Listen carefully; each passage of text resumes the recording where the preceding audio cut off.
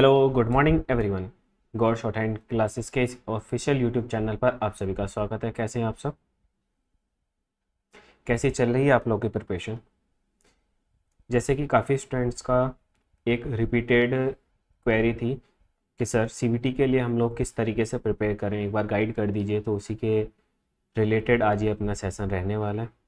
तो स्टार्ट करते हैं ये सेशन। तो स्टार्ट होने से पहले सभी लोग एक बार शेयर कर दीजिए, सभी एकदम से जुड़ जाइए और फिर डिस्कस करते हैं कि किस तरीके से हमको पूरी तैयारी अपनी करनी है जिससे कि हमारा इसी बार सिलेक्शन हो जाए, कि फर्स्ट अटैम्प्ट में ही हम लोगों का सिलेक्शन हो जाए। तो इसके लिए हमको क्या स्ट्रेटजी अपनानी है ना, क्या क्या सिलेबस पहले कवर अप करना है, प्रैक्टिस कब से लगानी है, प्रैक्टिस सेट कौन से लेने हैं, तो ये सब टॉपिक्स हम इसमें कवर अप करने वाले हैं। तो जल्दी से सब जुड़ जाइए एकदम से, फिर स्टार्ट करते हैं अपना आज का सेशन। इसमें आपके जो भी डाउट्स हैं, सही है, आपके किसी भी तरीके का कोई अगर डाउट है तो आप लोग अपना डाउट यहाँ पर ले सकते हैं, सही है। Okay Tariq, very very good morning, प्रणाम भाई प्रणाम। चलो तो स्टार्ट करें, लगभग सभी स्टूडेंट्स आ चुके हैं अपना और बाद में आते ही रहेंगे। तो स्टार्ट करते हैं। तो सबसे पहला तो हमारा यही है कि सीबीटी अभी तो आया नहीं है ना, कब आएगा और कब इसका एग्ज़ाम होने वाला है तो ये आप सभी को पता है। जुलाई में इसका नोटिफिकेशन आ जाएगा। नोटिफिकेशन आने के बाद फिर हमारा लगभग नवंबर में इसमें सीबीटी होने वाला है। अब ये जो अपना सेशन रहने वाला है ये सिर्फ एसएससी को टारगेट कर हम लोग नहीं करने वाले। हम 2024 में जितनी भी स्टेनो की वैकेंसीज आने वाली हैं उन सभी को टारगेट कर हम ये बैच अपना स्टार्ट करते हैं सेशन, कि हमको ऐसा कौन सी हम टाइम टेबल अपना सूट करें जिससे कि हम सभी एग्ज़ाम्स को टारगेट कर सकें एक ही पढ़ाई के साथ, है ना। हाँ, वही चीज़ मॉक कहाँ से देने हैं ये सब चीज़ें हम आपको अभी कवर अप करने वाले हैं। तो चलो स्टार्ट करते हैं। तो सबसे पहले हम सर इसका डिस्कस कर लेते हैं कि जो हमारा एसएससी स्टेनोग्राफर, सही है, जो अपना एसएससी स्टेनो 2024 या फिर जो भी इसका अपकमिंग आने वाली है ना, 2024 या फिर अपकमिंग, तो इसका जो आपका सिलेबस रहता है, तो सिलेबस आपका इसमें क्या रहता है, अगर हम सिलेबस की बात करें तो देखो सबसे पहले तो यही है, हमें किस रास्ते पर चलना है ना। मंजिल तो हमको सबको पता है कि, लेकिन उसके लिए रूट क्या रहने वाला है, रास्ता क्या रहने वाला है, वो हमको पता होना चाहिए। सबसे पहले और सबसे वाइड जो इसमें इम्पोर्टेंट वाला हमारा सब्जेक्ट है वो है इंग्लिश। क्यों? क्योंकि सर यहाँ से आपके 100 क्वेश्चन आते हैं 100 मार्क्स के, सही है, सबसे बड़ा पोर्शन अपना यही है। फिर इसमें सेकेंड हमारा क्या आता है सर, सेकेंड आती है हमारी रीजनिंग, जो स्कोरिंग सब्जेक्ट है हमारा, है ना, ये 50 क्वेश्चंस 50 मार्क्स के। फिर नेक्स्ट थर्ड आता है सर हमारे पास जीके, जिसके अंदर हमारा general awareness plus current questions, static, सब कुछ इसके अंदर कवर अप है। Very very good morning. तो हमारे ये 3 सब्जेक्ट्स रहने वाले, इंग्लिश, रीजनिंग और जीके। तो हम सबसे पहले डिस्कस करते हैं सर इंग्लिश के लिए। हम सबसे पहले डिस्कस करेंगे इंग्लिश की। इंग्लिश की प्रिपरेशन हम किस तरीके से करें, हमारी स्टार्टिंग कहाँ से होनी चाहिए, है ना। तो अगर आप इंग्लिश की बात करते हो तो सबसे पहले अगर हम इसका पॉइंट ऑफ व्यू देखते हैं एग्जाम का, कि एग्जाम में आता क्या क्या है ना। तो एग्जाम में देखते हैं तो सर सबसे पहले तो हमारे पास 10 आते हैं एरर्स, स्पॉटिंग एरर्स आते हैं कि हमको इसमें किस तरीके से, मतलब किस पार्ट में क्वेश्चन की गलती है और उसको इम्प्रूव करना है, सही है। फिर सेकेंड आते हैं इसमें 5 इम्प्रूवमेंट्स, सही है। इंप्रूवमेंट्स क्या, कि इसमें सेंटेंस में कहाँ पर गलती और उसको सही करो, सही है। स्टेनो पे ध्यान देता हूँ, जी के नाराज हो जाती है। हाँ, यही सब चीज़ कहानी चल रही है। चलो देखते हैं इन सबको किस तरीके से वेल बैलेंस्ड, आपको उसको बैलेंस्ड कर चलना है जिससे कि हम अच्छे से इसको कवर अप कर पाएँ, कि हम अगर एक हमसे खुश हुआ तो दूसरा नाराज ना हो, ठीक है। तो चलो 5 आते हैं इसमें इम्प्रूवमेंट्स, फिर 5 आते हैं इसमें फिलअप्स, सही है, फिलिंग द ब्लैंक्स। फिर नेक्स्ट सर बात करते हैं इसकी फोर्थ। 5 आते हैं आपके इसके सिनोनियम्स, मतलब सेम मीनिंग वाले वर्ड। 5 आते हैं सर इसमें आपके एंटोनियम्स, मतलब अपोजिट वर्ड्स। फिर 5 आते हैं इसमें आपके ईडियम्स, मुहावरे जिसको हम हिंदी में बोलते हैं, ठीक है। फिर इसके बाद हम बात करते हैं 7, ये हो गया अपना। और फिर इसके बाद हम सब बात करते हैं PQRS, जिसको हम PQRS बोलते हैं। तो PQRS क्या होता है, sentence sequence of sentence, sequence of sentence, ठीक है सर। इसी के बाद हमारे पास आते हैं 20 क्लोज टेस्ट। क्लोज टेस्ट कैसे, जो फिलिंग द ब्लैंक्स होते हैं, फिलिंग द ब्लैंक्स में एक सेंटेंस में एक ही पूछता है, और क्लोज टेस्ट में क्या होता है, उन्हीं फिलिंग द ब्लैंक्स की एक पूरी स्टोरी होती है, एक पैराग्राफ होती है, उसी को हम बोलते हैं क्लोज टेस्ट। सही है। फिर नेक्स्ट सर 15 आते हैं यहाँ पर आपका अनसीन पैसेज। अनसीन पैसेज क्या, आपको एक पैसेज दिया हुआ है, एक स्टोरी दी हुई है, और उसमें से आपको छांटना है क्वेश्चंस, उससे बाद में क्वेश्चंस पुटअप किए गए हैं कि इस क्वेश्चन का आंसर कहाँ पर होगा, क्या इसमें होगा। सही है। तो लगभग आपका ये होता है एग्जाम का पैटर्न। तो देखो इसमें क्वेश्चंस होंगे 20 और 20, 40, 50, 60, 70, 80, अभी 20 क्वेश्चन और बचे हैं। सही है। इसमें 5 आती हैं आपकी प्रीपोजिशंस, और एक पोर्शन और बचा कुछ, है ना। हाँ, वन वर्ड सब्सटीट्यूशन नहीं आते, वही सब इसलिए हम पहले सबसे आपसे पहले यही बता रहे थे कि इसका सिलेबस क्या रहता है। ठीक है। तो ये आपका हो गया सिलेबस। अब बात करते हैं सर हम इसको पढ़ेंगे कैसे, है ना, कि ये क्वेश्चंस तो आपने बता दिए कि इतने इतने क्वेश्चन आएंगे, अब ये सब आते कहाँ से हैं। तो देखो इसके लिए जो ये एरर्स हैं, ये एरर्स कहाँ से आएगा, ये आएगा आपका ग्रामर से। ये कहाँ से आते हैं, आपके जो ग्रामर का कॉन्सेप्ट है, ग्रामर कॉन्सेप्ट। अब कॉन्सेप्ट में क्या आ गया सर, आपके पास नाउन। सही है। नाउन, प्रोनाउन, फिर आपके पास आ गया इसमें एडजेक्टिव, एडवर्ब। सही है। फिर बात इसमें आपके बात करते हो कंजक्शन, प्रीपोजिशन, कंजक्शन, प्रोपोजिशंस। फिर इसमें आपकी बात करते हो सर आर्टिकल्स। सही है। इसी में आपके आते हैं टेंस। हाँ सर, इसमें आपके भी 2 चीजें और छूट गई। देखो अब सिलेबस डिटेल में गए तो आया, है ना। आपके 10 आती है इसमें वॉइस, एक्टिव वॉइस और पैसिव वॉइस, और आपके 10 आते हैं इसमें नरेशन। नरेशन क्या, डायरेक्ट, इनडायरेक्ट। तो ये अब आपका इस तरीके से 12 हो गया पूरा। ये नहीं आते इसमें, ये चीज इसको हटा दें यहाँ पर। तो ये इस तरीके से आपका यहाँ पर क्या हो गया सर, ये पूरा कंप्लीट सिलेबस अपने पास हो गया।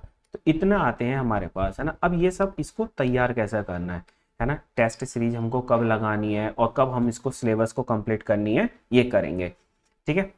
तो ये जितने भी चैप्टर्स होते हैं, जो हमारे पास ग्रामर के चैप्टर होते हैं, उन सबसे हमारे ये एरर, इम्प्रूवमेंट्स, फिलअप्स, ये सभी हमारा इन्हीं के लिए वर्क करता है। और इसी के जो रूल्स होते हैं, है ना, कंजक्शंस हो गया, और यहाँ पर पेयरिंग वाले कंजक्शन, तो ये सब हमारी हेल्प करते हैं सीक्वेंस ऑफ सेंटेंस के लिए भी। सीक्वेंस ऑफ सेंटेंस हम लोग क्या करते हैं, हम डायरेक्ट ऐसे ही कर लेते हैं, है ना, तुक्के लगाते हैं, तुक्के नहीं लगाते। इसकी ट्रिक्स ये होती है, जैसे अपने पास कंजक्शंस हैं, कंजक्शन पेयर वाले, कि अगर पहला आपका नाइदर है तो नाइदर के नेक्स्ट आने वाला आपका जो कंजक्शन होगा, पेयर ऑफ कंजक्शन, वो क्या होगा, नोर। तो हम यही सीक्वेंस ऑफ सेंटेंस में क्या करते हैं, पहला वाला, मान लो ये हमारे पास पी क्यू आर एस है ना, तो ये क्यू में है और ये एस में, तो क्यू के बाद एस ही आएगा हमेशा, ऐसा नहीं हो सकता एस के बाद क्यू, है ना। तो इस तरीके से अब ये सब चीजें सर आपको कैसे समझ आएंगी, है ना, सीक्वेंस ऑफ सेंटेंस, क्योंकि 100 क्वेश्चन है और आपको 60 मिनट में करने हैं ये कितने क्वेश्चन आएंगे, ये आएंगे सर आपके 100 क्वेश्चन।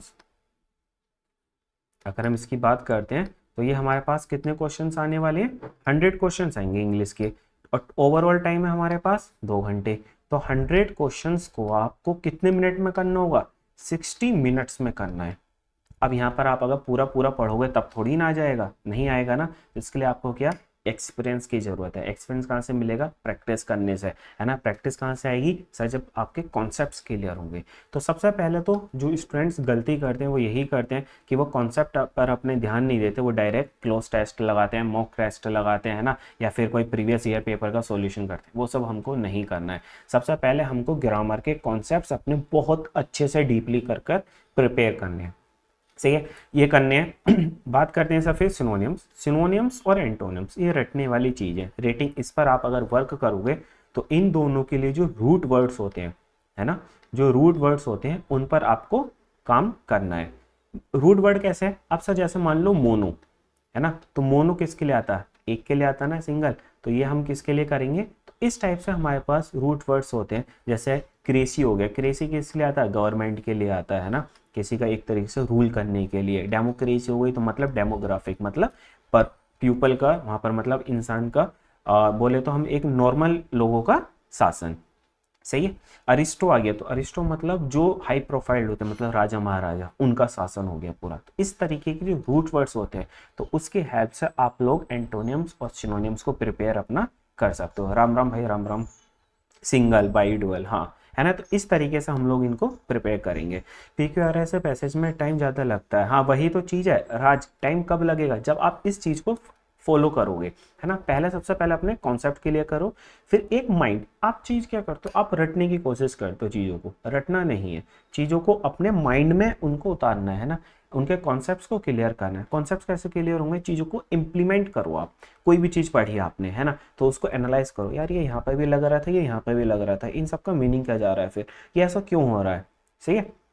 चलो फिर नेक्स्ट सर हम बात करते हैं ईडियम्स। ईडियम्स तो वही है, कहावतें जो होती हैं, है ना, जो अपनी होती हैं। सर आउटलाइन कहाँ से पढ़ें, बिल्कुल बताएंगे कहाँ से क्या चीज़ें पढ़नी है, ठीक है। अब बात करते हैं sir cloze test. Cloze test कैसे करें, क्या हम सुबह से शाम तक क्लोज टेस्ट ही पढ़ते रहें, बिल्कुल नहीं, क्लोज टेस्ट ऐसा नहीं पढ़ना। क्लोज टेस्ट के लिए आपके पास कुछ पोर्शंस आपके बहुत ज़्यादा परफेक्ट होने चाहिए। जैसे सर सबसे पहले तो आप क्लोज टेस्ट के लिए अगर आप बात करते हैं तो आपको टेंस की बहुत अच्छे से नॉलेज होनी चाहिए। टेंस बोले तो पता चला कि सेंटेंस पास्ट में चल रहा है प्रेजेंट में, इस पर आपकी कमांड होनी चाहिए कि आपने एक चीज़ पढ़ा और पता चल गया। क्योंकि होता क्या है, सेंटेंस चलता है पास्ट में, है ना, ये क्लोज टेस्ट है, मान लो ये चल रही है इसकी थीम पूरी पास्ट में, लेकिन आपको एनालाइज कर ली कि यार ये तो प्रेजेंट में चल रही है, तो आपका क्या होगा, आप हर जगह जहाँ भी वर्ड यूज़ करोगे, कोई भी वर्ब यूज़ करोगे, तो वो किसकी यूज़ करोगे, आप तो यूज़ करोगे प्रेजेंट की, लेकिन थीम किसकी चल रही थी, थीम चल रही थी सर पास्ट की, तो हो गया पूरा क्लोज टेस्ट गायब, सही है। इस चीज के लिए तो आपको इसलिए सबसे पहले कमांड करनी है अपनी टेंस के ऊपर, सही है। टेंस आपके अच्छे होंगे तो आप ये चीज एकदम से एनालाइज कर लोगे कि थीम कहाँ से चल रही है और आपको क्या इसमें पढ़ना है, ठीक है। दूसरी चीज आपके पास जो सबसे कवर अप होनी चाहिए वो मेन वर्ब्स, जो मेन वर्ब होती हैं उसकी कौन सी फर्स्ट फॉर्म है, second form, third form, fourth form, ये सब चीज़ें आपको पता होनी चाहिए। क्यों, कभी कभी क्या होता है कि इसके क्लोज टेस्ट में पहले यहाँ पर दी होगी वर्ब टू हैव, है ना, और टू हैव की बात कंडीशन की होती है, अगर हम टू हैव की कंडीशन की बात करते हैं ये अपने पास हमेशा थर्ड फॉर्म लेगा, से थर्ड फॉर्म लेगा। अब आपको पता ही नहीं, ये बेसिक कॉन्सेप्ट ही नहीं पता वर्ब टू भी वाला भी, तो फिर आप क्या करोगे, गलत कर जाओगे, सही है। फिर तीसरी चीज में क्या आती है, अपने कंजक्शन, कंजक्शन पेयर वाला, जैसा मान लो सर बोथ, बोथ के बाद कंजक्शन पूछ लिया उसने, तो क्या एज वेल एज आता है या फिर क्या आता है, बोथ के बाद कौन सा नेक्स्ट पेयर कंजक्शन है इसका बताओ। अक्टूबर में CBT है और स्टेनोग्राफी की भी सीखनी है, तो चांसेस है, बहुत अच्छा चांसेस है फॉर्म सभी को बनने हैं। अगर आपकी सब कुछ तैयारी है, सही है, मतलब आपके पास एजुकेशन है, तो फॉर्म कोई भी आता है आपको फिल करना ही करना है, क्योंकि एक फॉर्म भरने से आपका सिलेक्शन नहीं होगा, करोगे एग्जाम में जाओगे, चीज़ें गलती करोगे, सीखोगे, फिर आपको समझ आएगा, सही है। तो इसके बाद क्या आता है, किसी का एक भी आंसर नहीं आया, किसी का एक भी आंसर नहीं आया अभी कि बोथ के बाद आने वाला कंजक्शन, पेयर ऑफ कंजक्शन क्या होता है। रीत शर्मा का आंसर आया ओनली बोथ के बाद आता है एंड, सही है। अब जिसको यही नॉलेज नहीं होगी वो गलत कर देगा क्वेश्चन, सही है। ब्रिजेस का आंसर आया सेकेंड, ठीक है। जुलाई में फॉर्म आएगा, अक्टूबर में एग्जाम, हाँ ठीक है। अब वही चीज आती है हमारी अनसीन। अनसीन में किसका काम होता है, अनसीन में हमारी सबसे ज्यादा जो हेल्प होती है वो होती है वोकैब की। क्यों, वोकैब की हेल्प इसलिए हमको मिलती है क्योंकि अगर आपको पैसेज आप पढ़ रहे हो, कोई टफ वर्ड आएगा उसका मीनिंग ही आपको नहीं पता, तो पैसेज का पूरा सिस्टम बिगाड़ देगा, है ना। यहाँ पर सबसे ज्यादा जो कॉम्प्लिकेटेड चीज होती है अनसीन पैसेज में वो होते हैं हमारे एक्सेप्शनल वाले कंजक्शंस, जो पूरी एकदम को थीम को ही चेंज कर देते हैं। जैसे कि हमारे पास एक्सेप्ट है ना, सब चीजें पॉजिटिव चल रही थी लेकिन बीच में आ गया एक्सेप्ट या फिर आ गया बट, तो ये दोनों क्या सेंटेंस का मीनिंग एकदम निगेटिव करेंगे, एकदम से यू टर्न मार देंगे पूरे मीनिंग में, है ना। तो इन सब चीज की हमें नॉलेज होनी चाहिए। वॉइस और नरेशन, इन दोनों में सबसे बेस्ट जो इसमें वर्क करता है वॉइस और नरेशन में सर, वो सबसे ज्यादा हेल्प करता है हमारी इन दोनों चीजों में टेंस, सही है। हेल्पिंग वर्ब्स कि इसकी कौन सी वॉइस, वॉइस में क्या होता है पास वाली चीज को दूर कर देना, है ना, या फिर मेरे किसी फर्स्ट पर्सन के सेंटेंस को किसी घुमाकर दूसरे अपने लैंग्वेज में कहना। बात करने से नरेशन, नरेशन क्या होता है पास की चीजों को दूर कर देना, है ना, पास की चीजों को दूर मतलब प्रेजेंट के सेंटेंस को पास्ट में कर देना, पास्ट के टेंस को पास्ट परफेक्ट में कर देना, ये सब चीज है ना। तो आप अगर इस पॉइंट ऑफ व्यू से अपना सिलेबस तैयार करेंगे, बेसिक कॉन्सेप्ट्स तैयार करेंगे, तो आपको बहुत अच्छा रिजल्ट लेने वाला है। जब आपके ये सब रूल्स, आपके कॉन्सेप्ट्स प्रिपेयर हो जाएंगे, फिर इसके बाद आपको क्या करना है, इसके बाद आपको लगाना है प्रैक्टिस सेट। अब बात करते हैं सर प्रैक्टिस सेट हमको कौन सा लेना है या क्या करना है। तो प्रैक्टिस सेट के लिए समझो बात करते हैं प्रैक्टिस सेट या फिर मॉक। अब मॉक टेस्ट कहाँ से लें, किस टाइप से हमको करना है, टाइम मैनेजमेंट हमारा नहीं होता, सही है। अब इसमें हम क्या करते हैं, सर जी इसको स्टेबल करने के लिए डेली मॉक टेस्ट देना जरूरी नहीं है। वही चीज देव हम इतनी देर से क्या समझा रहे हैं, मॉक टेस्ट वैल्यूएबल नहीं है। अगर आपके कॉन्सेप्ट ही क्लियर नहीं है तो आप ये बताओ क्या करोगे, मॉक टेस्ट करके क्या करोगे। मॉक टेस्ट में क्या होता है, एक ही कॉन्सेप्ट के 10 क्वेश्चन तो आते हैं बार बार। एक कॉन्सेप्ट के 10 क्वेश्चन तो आते हैं, पता चला हर बार 10 क्वेश्चन फंस रहे हैं, वो बार बार गलत कर रहे हो। लेकिन आपका अगर कॉन्सेप्ट क्लियर है, कॉन्सेप्ट क्लियर है, आपको पता है कि अनकाउंटेबल नाउन्स की कंडीशंस क्या होती हैं, तो आप उससे रिलेटेड 100 क्वेश्चंस भी होंगे तो एकदम कर लोगे। और आपको पता ही नहीं कि अनकाउंटेबल कंडीशन क्या होती है, अनकाउंटेबल नाउन्स की कंडीशन क्या होती है, उसके साथ किस तरीके की वर्ब आती है, कैसे प्रोनाउंस यूज करते हैं, तो फिर क्या फायदा, मॉक टेस्ट का फायदा है नहीं है। यही चीज कॉन्सेप्ट पर वर्क करो आप लोग अपना, ठीक है। ये हो गया सर। अब मॉक टेस्ट, मॉक टेस्ट के लिए सबसे बेस्ट है आपका कोई भी प्रीवियस ईयर जो क्वेश्चंस पेपर आते हैं ना, क्वेश्चंस पेपर आजकल तो मार्केट में इतने सारी बुक्स अवेलेबल हैं जिसमें प्रीवियस ईयर के जितने भी क्वेश्चंस आते हैं तो वो सब उसमें इंक्लूड कर देते हैं। अब ये भी दो तरीके की आती है, एक तो आती है चैप्टर वाइज कि भैया ऊपर हेडिंग डली हुई है नाउन, तो नाउन के जितने भी क्वेश्चंस पेपर में आए हुए हैं उसमें सब नाउन के ही दिए होंगे, है ना। एक तो आती है चैप्टर वाइज, और दूसरी कौन सी आती है, दूसरी वाली आती है सेट वाइज। मतलब जैसे एग्जाम में पेपर आया तो वो पेपर के हिसाब, मान लो 2014 में कोई पेपर आया था तो वो 2014 में, लेकिन यहाँ पर क्या होगा, कॉन्सेप्ट के अकॉर्डिंग होगा, नाउन के क्वेश्चंस, फिर प्रोनाउन के क्वेश्चंस, ये सब चीजें, है ना। हाँ बात में word good, Usharani very good morning, has इसमें आर वर्ड के थर्ड फॉर्म बेसिक है जी। हाँ यही कॉन्सेप्ट, और इसी कॉन्सेप्ट से बहुत ज़्यादा हेल्प मिलती है आपकी आगे जाकर, सही है। तो प्रीवियस ईयर के क्वेश्चन बुक ले लो इस टाइप के। अब आप यहाँ पर दो चीज़ होती है, अगर आपका टाइम मैनेजमेंट नहीं होता तो आपको लेनी चाहिए ये वाली, आपका कॉन्सेप्ट क्लियर है लेकिन प्रैक्टिस नहीं है तो आपको लेना चाहिए ये वाला, सही है। क्योंकि यहाँ पर आपके सब मिसलिनियस क्वेश्चंस होंगे और ये सेट वाइज ना सबसे बाद में लेना चाहिए, पहला आपको चैप्टर वाइज ही लेना चाहिए। क्यों, आपने एक चैप्टर पढ़ा, मान लो आपने नाउन पढ़ा, फिर नाउन की आपने चैप्टर वाइज की प्रैक्टिस कर दी, तो नाउन के जितने भी क्वेश्चंस आते हैं वो सब आप इसको करो, ठीक है। फिर दूसरी बात क्या आती है, अब आपने खाली नाउन के, अब आप माइंड क्या हो गया आपका, एक कांस्टेंट हो गया नाउन में ऐसा क्वेश्चन ऐसे ही देख के, फिर आपको करनी है मिसलिनियस तैयारी कि भैया एक क्वेश्चन आ गया यहाँ पर नाउन का, फिर आ जाए प्रोनाउन का, फिर प्रीपोजिशन का, उस हिसाब से आपको करनी होती है फिर सेट वाइज वाला। सेट वाइज में क्या हुआ, पता चला आप अभी सिनोनिम कर रहे थे फिर उसने एंटोनियम पूछ लिया, तो माइंड क्या करेगा, एकदम से एकदम यू टर्न मारता रहेगा बार बार, अब एकदम यहाँ था फिर यहाँ पहुंचेगा फिर यहाँ, तो यहाँ पर ये होगा आपका क्रिएटिव माइंड, तो ये आपका बाद में।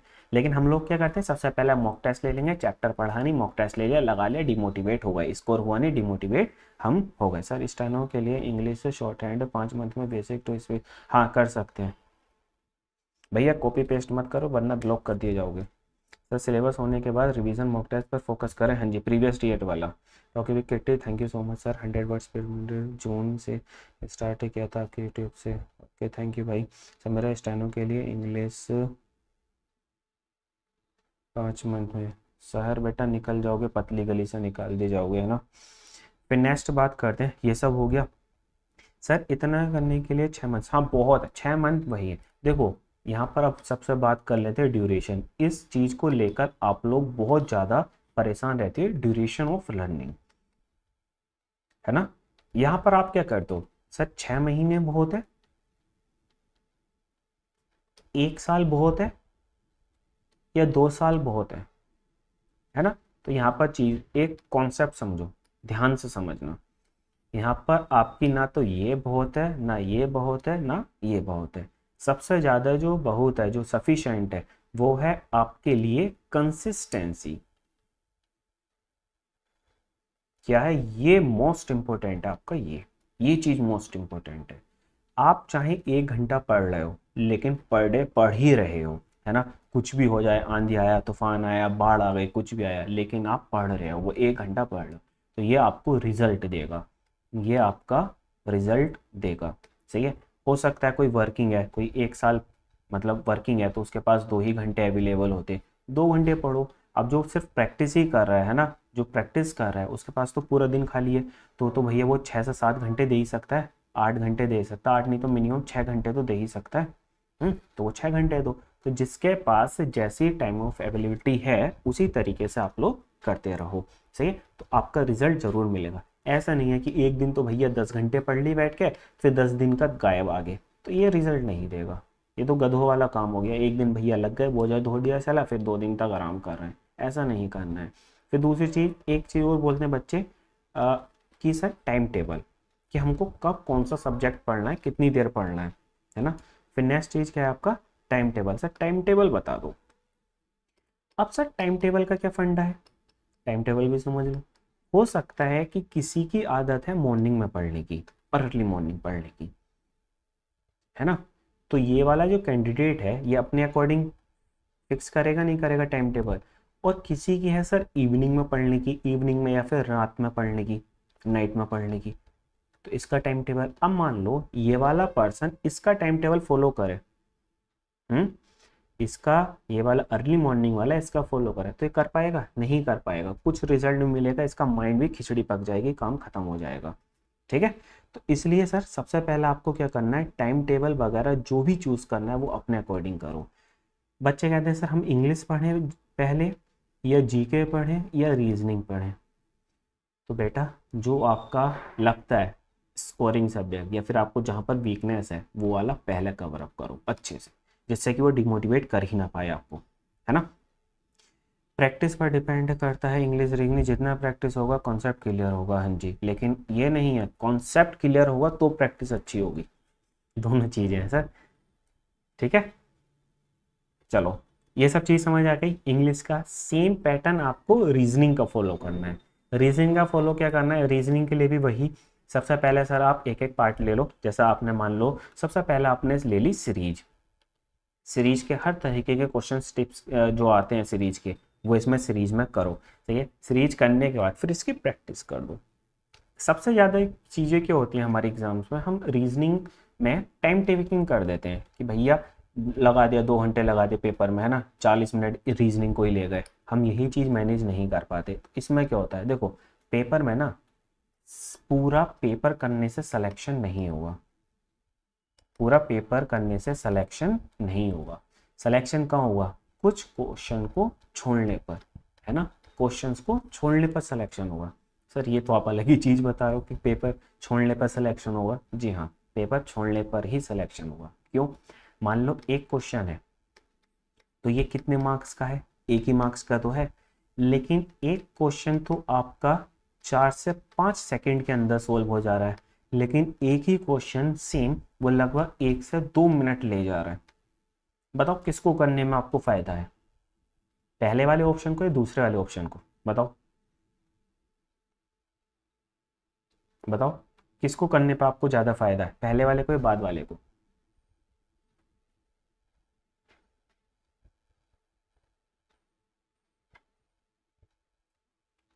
क्योंकि नंबर तो दोनों में एक मिलेंगे, सर सिलेक्शन दिलाएगा आपका ये वाला क्वेश्चन, ये आपका सिलेक्शन रोकेगा। क्यों रोकेगा, क्योंकि ये टाइम जितने में आप ये अकेला एक क्वेश्चन करते एक नंबर का, इतने में यहाँ पर आप 5 से 7 क्वेश्चन आसानी से कर दोगे, है ना, 5 से 7 क्वेश्चन कर दोगे। तो इसलिए ये वाला क्वेश्चन छोड़ने पर आपका सिलेक्शन हो जाएगा। पता चला आपने ये क्वेश्चन पे अटके पड़े हो, लेकिन इसके जो नेक्स्ट 5 से 7 क्वेश्चन थे वो ऐसे थे जो देख के क्लिक हो जाते, है ना। मान लो जो ओड चूज करने वाला आता है, ओड चूज करने वाला आता है ना, तो वो क्या करता है, देखते ही आपको पता चल रहा है ये तो हो नहीं सकता, ये भी नहीं हो सकता, ये नहीं, ये आंसर है। तो इसीलिए पेपर छोड़ने पर आपका सिलेक्शन होगा, पेपर करने पर सिलेक्शन नहीं होगा, ठीक है। तो ये हो गया आपका रीजनिंग का भी यही है, इंग्लिश का भी वही है, जीके का। अब बात करते हैं सर जीके। जीके को लेकर बच्चे बहुत परेशान है कि सर 20 नंबर भी कैसे आ जाए, है ना। तो जीके के लिए समझो, जीके हमारी 2 तरीके की होती है, एक तो स्टैटिक और एक करंट, है ना। सभी को पता है कि सर 2 तरीके की हमारी जीके होती है, एक स्टैटिक और एक करंट। स्टैटिक पे क्या आता है, सब पॉलिटी, मतलब जो चीज़ चेंज हो ही नहीं रही है, हिस्ट्री, है ना, ज्योग्राफी, बायो, फिजिक्स, केमिस्ट्री, ये सब क्या की स्टैटिक जीके। करंट वाली क्या है, जितने भी आपके नेशनल इंटरनेशनल आपके इवेंट्स हो रहे हैं, नेशनल और इंटरनेशनल इवेंट्स हो रहे हैं, सही है, या फिर कोई भी आपके नियर अबाउट हैपनिंग हो रही है, तो ये सब क्या है, आपकी करंट ही तो है, ये चीज़ें एकदम से चेंज हो जा रही हैं। अब आपको कौन सा तैयार करना है ये बताओ। ये मान लो यहाँ पे करंट आप डेली पढ़ लो 1 घंटा, मान लो 1 घंटा आप पढ़ रहे, लेकिन आपने आज क्वेश्चन पढ़ा, कोई एक क्वेश्चन याद किया, कोई भी याद किया, लेकिन ये नेक्स्ट 5 दिन बाद चेंज हो गया, फ़ायदा मिलेगा इसका, बताओ। एग्जाम में फ़ायदा मिलेगा, बहुत ना बराबर की पॉसिबिलिटी है कि आपको इसका फ़ायदा ज़्यादा मिले, है ना। लेकिन स्टैटिक पॉलिटी है भैया, आपसे पूछ लिया राइट टू एजुकेशन कौन से एक्ट में है ना, कौन से आर्टिकल में है, तो आप बता दोगे। आपको हिस्ट्री पूछ लिया, हिस्ट्री में पूछ लिया कि कोई भी मान लो कि ये मान लो नॉन कॉरपोरेशन मूवमेंट कब हुआ था, नॉन कॉरपोरेशन मूवमेंट कब हुआ था, तो ये बताओ क्या ये 10 साल बाद चेंज हो जाएगा, 10 साल में भी चेंज हो जाएगा, 10 साल क्या सर छोड़ो, 100 साल में भी ये चीज़ चेंज नहीं होगी। तो सबसे पहले आपको इसलिए प्रिपेयर करनी है स्टैटिक। अब मान लो सर बायो में है, बायो में ये पूछ ले कि आपके लीवर जो है या पेनक्रियास जो है वो कौन सा जूस या फिर कौन सा एसिड एग्जैक्ट कर मतलब निकालता है ना, तो क्या वो चेंज हो जाएगा, क्या हमारी बॉडी वर्क करना या फिर इसके फीचर्स चेंज हो जाएंगे, नहीं होंगे ना। लेकिन हम लोग क्या करते हैं, हम उल्टा करते हैं, हम लोग करते हैं सर करंट को प्रिपेयर करते हैं, स्टैटिक पर ध्यान ही नहीं देते, करंट पर लगे पड़े, करंट पर लगे पड़े, कंप्यूटर है ना, करंट पर लगे पड़े, लेकिन चीज़ हम करते नहीं। तो इसलिए हमको सबसे पहले क्या करनी है, स्टैटिक का यह करनी। फिजिक्स है सर, हम कुछ भी चल रहे हैं, बस में बैठे, हमें ब्रेक मारा ड्राइवर ने, हम आगे पहुँचे, क्यों पहुँचे, उसके पीछे रूल, तो न्यूटन के रूल, सही है। वॉशिंग मशीन है, वो कौन से फोर्स पर वर्क कर रही है, ये उसके कपड़े ऊपर पे आ रहे हैं, या फिर मक्खन है ना, मक्खन निकालते हैं हम लोग, गाँव से सभी लोग हम लोग कनेक्टेड है, हम दूध का जब चलाते हैं मट्ठा निकालते हैं उसका, है ना, मक्खन निकालते हैं, फिर क्या होता है उसका, उसमें ऐसे कौन सा फोर्स वर्क कर रहा है जिसकी वजह से वो मट्ठा या फिर माखन ऊपर आ जाता है, बताओ, है ना। ये सब चीज़ें, आप फ्रिज है, फ्रिज खोलते हो, फ्रिज खोलते हो तो उसमें सबसे पहले क्या आता है, एकदम ठंडी हवा लगती है आपको, क्यों लगती है, वो कौन सी गैस है वो ऐसी, ठीक है। एरोप्लेन है, एरोप्लेन उड़ जाता है, उसके पहिए फटते क्यों नहीं, उसमें ऐसी कौन सी गैस है ना, ये वो ठंडे रहते हैं, इतने टेम्परेचर में जाने के बाद भी वो गलते नहीं, आग नहीं लगती उनमें, क्यों, तो ये सब चीज़ें, ठीक है। एक्सेलरेशन, ठीक, तो ये हो गया आपका जीके का भी। तो जीके में सबसे पहले, अब सर जीके में ही आपका पोर्शन आ जाता है कंप्यूटर, जीके में ही आपका पोर्शन कौन से आ जाता है, कंप्यूटर भी इसी में आता है। अब कंप्यूटर में आपको बेसिक कि भैया मॉनिटर है, आप मॉनिटर पर देख रहे हो, तो ये इनपुट है आउटपुट है, आप देख रहे हो तो ये आउटपुट हो गया ना, सेंट्रीफ्यूगल फोर्स, गुड देव, सही आंसर आ रहा है एकदम, है ना। फिर दूसरी, आप यहाँ पर कंप्यूटर चलाते हो, कॉपी पेस्ट कर रहे हो, तो क्या यूज़ कर रहे हो उसमें, शॉर्टकट कीज़, शॉर्टकट कीज़ आपको पता होनी चाहिए कि कौन सी शॉर्टकट की कौन सी है। सब वर्ड पहले करें या इंडेंट, देखो अगर आप इसकी डिटेल में जाने की बात करते हो ज्योग्राफी की, तो ज्योग्राफी आपको स्टार्ट करनी चाहिए वर्ल्ड ज्योग्राफी से। अगर आप इसकी बात करते हो तो इसमें आपको स्टार्ट करना चाहिए वर्ल्ड ज्योग्राफी से। सब वर्ल्ड ज्योग्राफी से क्यों, क्योंकि वर्ल्ड ज्योग्राफी जो है इसमें कॉन्सेप्ट है आपका, फिर इंडियन करोगे तो इजी पड़ेगा दोनों इस याद करने में एकदम, क्यों, क्योंकि कॉन्सेप्ट वर्ल्ड से मिलेगा आपको, चीज़ें समझ आ जाएंगी फिर इंडिया में, ठीक है। तो इसलिए वर्ल्ड से स्टार्ट करना चाहिए पहले, क्लियर। तो जीके का भी समझ आ गया, रीजनिंग का भी समझ आ गया, ये हो गया आपका सीबीटी। अब बात करते हैं सर शॉर्ट हैंड की कैसे तैयारी करें। तो शॉर्ट हैंड के लिए देखो, आप सोच रहे हो कि सीबीटी के बाद आप तैयार करने बैठो तो नहीं होगी, क्यों, क्यों नहीं होगी, क्योंकि सर आपको पता है कि आफ्टर सीबीटी, सीबीटी के बाद जो स्किल टेस्ट में आप जाते हो, तो यहाँ पर पहले टाइम मिलता था 6 महीने, 8 महीने, 10 महीने मिल जाते थे, लेकिन अब मुश्किल से ही आपको 2 या 3 महीने मिल पाते, मुश्किल ही मिलते हैं, सही है। अब इसके लिए हमें क्या करना है, तो इसके लिए अभी से आपको तैयारी करनी है। आप सीबीटी तैयारी करो, इतना फोकस करो कि सीबीटी के साथ साथ आपका स्किल टेस्ट के लिए जो बेसिक कॉन्सेप्ट है, जो आपका बेसिक कंसेप्ट बुक है, कौन सी, पिटमैन, ये लगभग आप इसको कंप्लीट कर लो सीबीटी के साथ साथ ही, क्यों, जैसे ही आपका सीबीटी कंप्लीट हो फिर आप एकदम स्पीड पर फोकस अपना करने लग जाओ। लेकिन मोस्टली स्टूडेंट्स यही कहते हैं अभी तो सीबीटी पर लगे पड़े हैं, जब रिजल्ट हो जाएगा, रिजल्ट भी कब, जब उनका नाम आ जाएगा रिजल्ट में, तब वो सोचते हैं चलो यार मैं शॉर्ट हैंड सीख लेता हूँ, नाम तो आएगा अब क्या करूँ, है ना। इससे भी बचने के लिए आपके पास सॉल्यूशन है, हम लोगों की एप्लीकेशन है God short hand classes, link इसका आपका कमेंट सेक्शन बॉक्स में पिन भी है ना, आप देख सकते हैं, सर्च भी कर सकते हैं। ये अपना इंटरफेस, आप इसको जैसे ही ओपन करेंगे तो सबसे पहले आपको ये आएगा इंग्लिश शॉर्ट हैंड हिंदी। जो आप शॉर्ट हैंड सीखना चाहते हैं वही कॉम्बो बैचेज भी हैं जब आप एक से ज़्यादा करोगे। तो इंग्लिश शॉर्ट हैंड का ये न्यू बैच है जो अभी अपना स्टार्ट हुआ है 30 अप्रैल से, चल रहा है। इसमें 10 क्लासेस हो चुकी हैं, धीरे धीरे क्लासेस चलनी है, पूरा प्रैक्टिस के साथ चल रही है पूरा, है ना। फर्स्ट क्लास से डिक्टेशन है।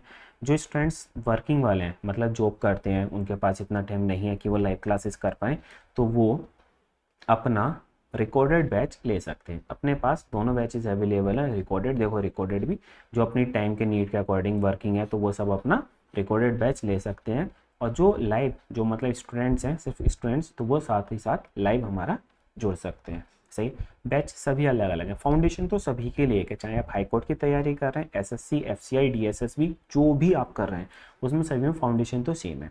उसके बाद जब आप हाई कोर्ट की तैयारी करते हैं तो उसके लिए आता है सर आपके लीगल बैचेज। सही है, लीगल बैचेज। अगर आप एसएससी, एफसीआई, डीएसएसबी इन सब की तैयारी कर रहे हैं, केवीएस, एनवीएस, तो इसके लिए आपको कैलाश चंद्र है, जो केसी वॉल्यूम चाहिए आपके अवेलेबल है। आप हिंदी शॉर्ट हैंड पे क्लिक करेंगे तो ये हिंदी शॉर्ट हैंड के बैचेस है। पहले सबसे पहले फाउंडेशन है और ये आपके डिक्टेशन बैचेस है। आप चाहते हैं सर कोई एक बैच लें और उसके साथ हमको बहुत सारे बैचेस मिल जाते हैं, आपके कुछ कॉम्बो बैचेस भी हैं। इनके यहाँ पर बैच पर लिखा हुआ है आपको कौन कौन से बैचेस मिल रहे हैं। ठीक है, तो यह था अपना आज का सेशन, मे भी आपको अच्छा लगा होगा। सर वोकैब के बारे में बोल रहे हैं, वोकैब के लिए ब्लैक बुक का लास्ट 5 ईयर वोकैब, हाँ काफ़ी है, एसएससी रिपीटेड करता है। सर मेरे पेटमेंट वो फिनिश है जनवरी 2014, प्रोग्रेसिव में हूँ। ओके ठीक है, तो आप लोग अपना ऐप ऑन करके दे सकते हैं, एक बार विजिट करो, आपको बहुत अच्छा लगेगा। ठीक, तो सेशन अगर आपको अच्छा लगा तो लाइक करो, शेयर करो अपने फ्रेंड्स के साथ, सभी के साथ। चलो फिर आज का सेशन करते हैं ओवर, मिलेंगे नेक्स्ट सेशन में। जब तक के लिए thank you, bye bye, take care, have a nice day, best of luck for your future journey.